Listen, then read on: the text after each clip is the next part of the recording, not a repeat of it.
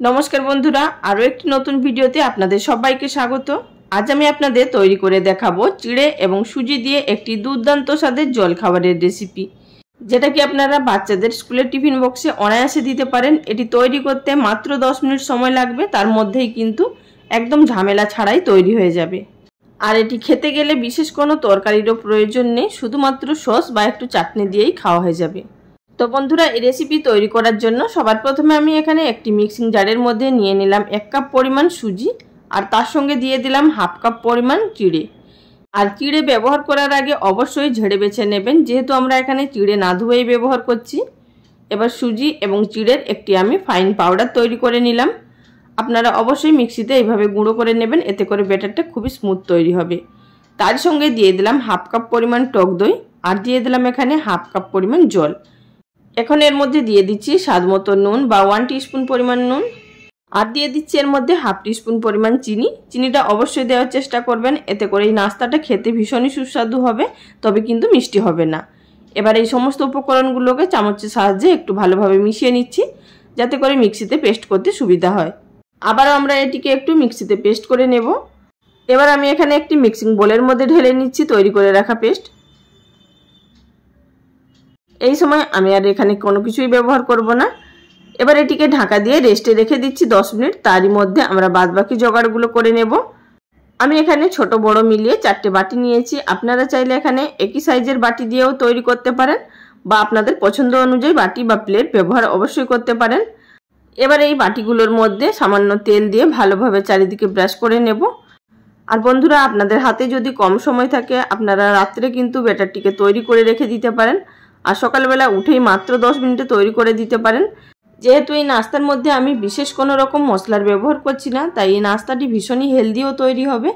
আর আপনারা যদি চান এই নাস্তার মধ্যে সবজি কেটেও এড করতে পারেন। আর বন্ধুরা, আপনারা যদি এই নাস্তার মধ্যে সবজি দেওয়া বা মশলা দেওয়া দেখতে চান, আমার চ্যানেলে এইরকম প্রচুর ধরনের রেসিপি আপলোড করা আছে। আপনারা চাইলে সেই সমস্ত রেসিপিগুলো দেখে নিতে পারেন। আমি কিছু নিচে ডেসক্রিপশন বক্সে লিঙ্ক দিয়ে দেবো। বাটিগুলোর মধ্যে তেল ব্রাশ করে নেওয়ার পর একটি ছিদ্রযুক্ত থালার মধ্যে নিয়ে নিলাম। আর আমাদের এখানে ব্যাটারটাও খুবই ভালোভাবে সেট হয়ে গেছে, মানে সুজিটা এবং চিড়ে অনেকটাই ফুলে গেছে। আর দেখতেই পাচ্ছেন ব্যাটারটা অনেকটা ঘন হয়ে গেছে। এই পর্যায়ে আমি জল এড করছি না, তবে আমি এখানে পরে জল এড করব।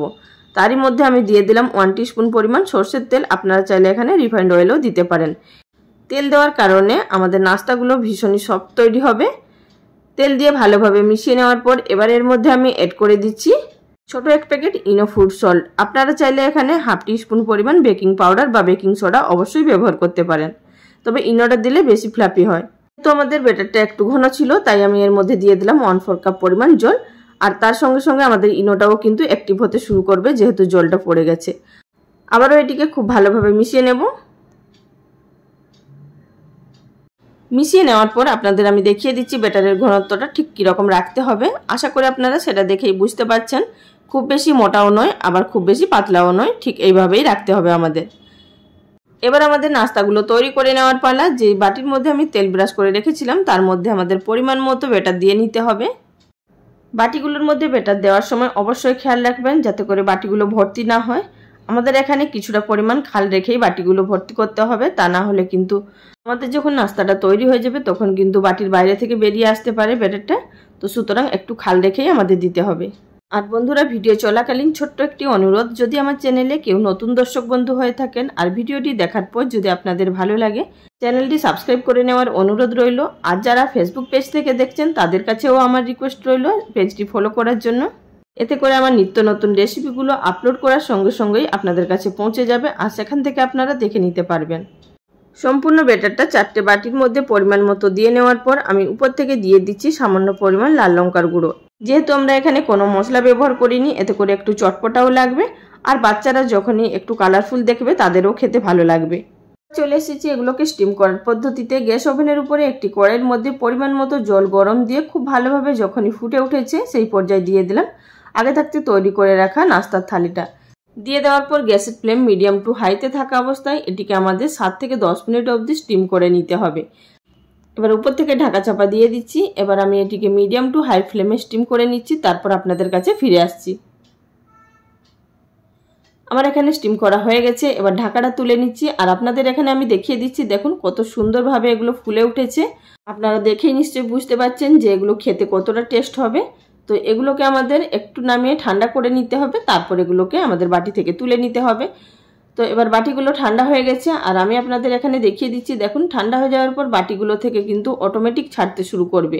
মাত্র 5 মিনিটের মধ্যেই কিন্তু এগুলো ছেড়ে যাবে। সুতরাং এগুলোকে আলাদা করে ছুরি বা চামচ দিয়ে ছাড়ানোর কোনো প্রয়োজন হবে না। দেখতেই পাচ্ছেন এখানে প্রত্যেকটা বাটি থেকেই কিন্তু ছেড়ে আসছে। এবার আমি আপনাদেরকে 2-1টা বাটি থেকে বের করে দেখিয়ে দিচ্ছি, তাহলে বুঝতে পারবেন। দেখুন এখানে কত সুন্দরভাবে সহজে বেরিয়ে আসছে আমাদের, যেহেতু তেল ব্রাশ করা আছে। আর নাস্তাটা কতটা নরম তুলতুলে হয়েছে এবং জালিদার হয়েছে সেটাও দেখে আপনারা বুঝতে পারছেন। আর বাচ্চারা কিন্তু বন্ধুরা আপনারা বিশ্বাস করুন ভীষণই পছন্দ করবে আর খেতেও খুবই সুস্বাদু হয় এটি। বন্ধুরা আপনারা দেখতেই পেলেন কত সহজ পদ্ধতিতে আমাদের এই নাস্তাটি তৈরি হয়ে গেল। আপনারা বাড়িতে অবশ্যই একবার তৈরি করে খেয়ে তারপর আমাকে কমেন্ট করে জানাবেন আপনাদের কেমন লেগেছে। তাহলে বন্ধুরা আমার আজকের এই রেসিপি যদি আপনাদের ভালো লেগে থাকে অবশ্যই লাইক কমেন্ট করে জানাবেন। পারলে বন্ধু বান্ধবের সঙ্গে শেয়ার করে দেওয়ার চেষ্টা করবেন।